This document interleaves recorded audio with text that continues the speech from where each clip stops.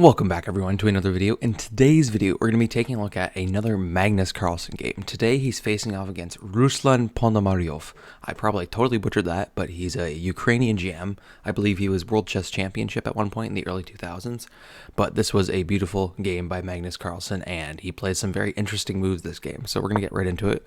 We start with the move e4, we get c5, so we get a Sicilian defense here. We get the move d4, takes, knight f6, and then knight c3. So we're transposing into an open Sicilian. We get the move a6 and h3 as a response. So we actually get a Sicilian defense open Najdorf-Adams attack. And so Magnus already starts this huge attack here with g4. Black's idea is to fianchetto the bishop, castle, and get safe immediately. But Magnus is already countering that with this really aggressive move, g4 early on. But Ruslan keeps going with his plan. He fianchettos the bishop. Magnus also fianchettos the bishop into this very odd-looking position here. We get castle. We get bishop e3 from Magnus. Knight out to c6, and then we get castle right into his attack here. So Magnus is already ignoring all opening principles, and he's castling into kingside where he already pushed all of his pawns. All right, now we get bishop out to d7, we get knight back to e2, and then we get this aggressive attack on the queen side from Ruslan. We get this move b5, b6. He's going to start marching these pawns down the board here. Magnus keeps pushing on the king side. He goes f4 because the computer thinks this is equal, because once you've already pushed these pawns, it's like, well, you might as well keep going because the attack is so strong here.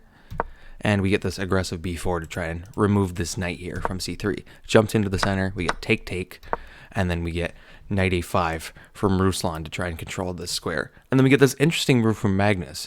We get b3, where he hangs the entire rook for free to try and get this nice little triangle here. And so Ruslan, of course, takes it, and the computer only thinks it's -0.1 for black. So because this bishop was so active and this rook had done nothing the whole game, the trade was actually basically equal, even though it was a 3 versus 5 point material advantage.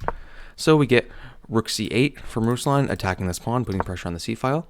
We get knight d4 defending, knight back from Ruslan, and then we get this f5. He's got to try to break open, and you're going to see here that Magnus's goal is going to basically slide his queen back and over and make an attack here on the king side, because that was his plan originally. We get f6, we get takes, and then as you can see here, queen e1, we get a5, queen h4, and then rook slides over to defend this square, but we get queen h6, so the queen has totally infiltrated the king side here. He just, as you can see here, like if we go all the way back, Magnus hangs a rook, takes with the queen, slides the knight up, moves the queen, takes everything, queen. He does like 4 or 5 queen moves in a row just to hang this rook and get the queen into attack. It's just ridiculous.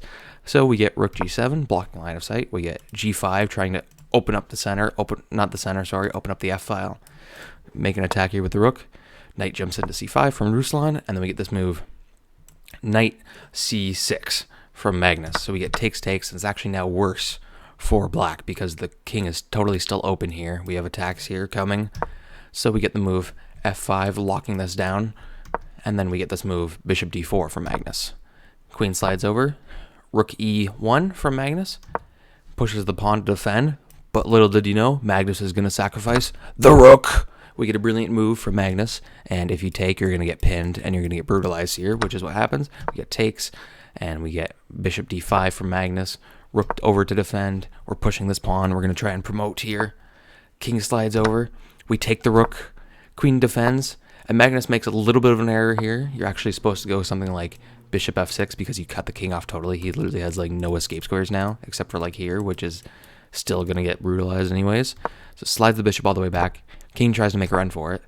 Bishop slides around to b6, defend the pawn, and then we get king slides over.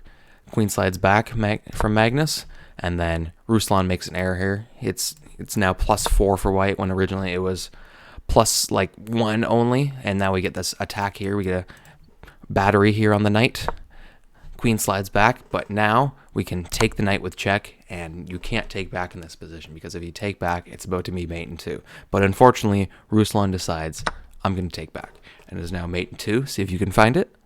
All right, we get queen promote, and in this position, Ruslan resigns because you can go king e7 and queen takes rook, and that is checkmate. And we get a very beautiful, interesting game for Magnus where he sacrifices the rook for absolutely no reason, for fun. And then his queen slides 17 squares, it feels like, all the way over here to make an attack. And then we get another rook sacrifice in the game, back to back, where we get a huge attack here. And he just brutalizes his opponent. But I hope you enjoyed. Check out the other videos. Like and subscribe if you enjoyed that. And I'll see you in the next one.